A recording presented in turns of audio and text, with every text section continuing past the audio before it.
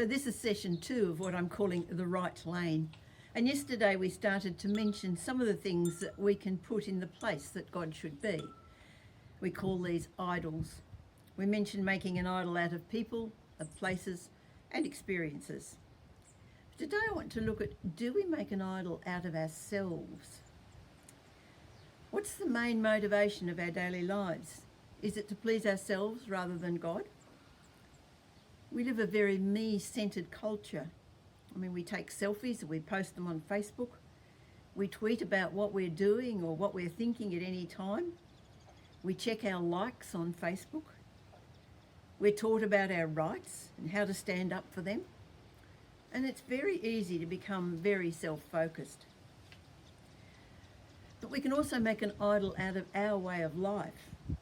And it doesn't matter whether we're into self-sufficiency and saving the planet or whether we're into self-indulgence, we can become so focused on protecting that way of life that it drives everything that we do. So what do we do about these things? Colossians 3, 5-10 says this: "Put to death, therefore, whatever in you is earthly, fornication, impurity, passion, evil desire and greed," which is idolatry. "On account of these things, the wrath of God is coming on those who are disobedient.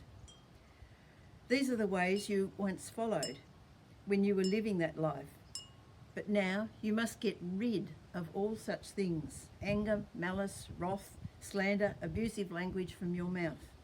Do not lie to one another, seeing that you have stripped off the old self with its practices and have clothed yourselves with the new self, which is being renewed in knowledge according to the image of its creator." We're called to put these things to death. We're not to just ignore them, work around them. We are actually called to put them to death. I'll give a little example of, we have a walking track around this house. Haven't done it for a while, but in that walking track, in John's track, there's a little stone which is embedded into the ground. And it's only small, and you can easily, you know it's there, just step over it.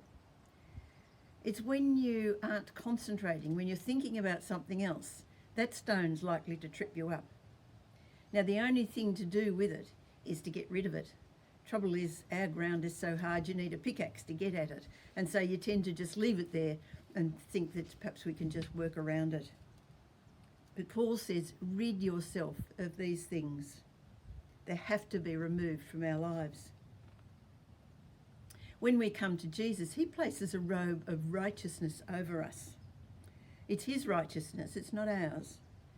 But we can't just keep unrighteous things under the robe of righteousness.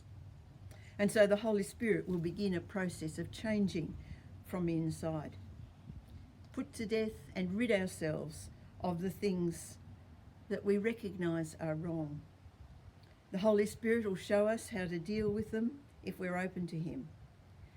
It may be a case of confessing what they are, repenting of them, thanking God for his forgiveness, and if necessary, dealing with any spirits that may be involved there. But it's a process, and we are in a process of being transformed step by step into the likeness of Jesus.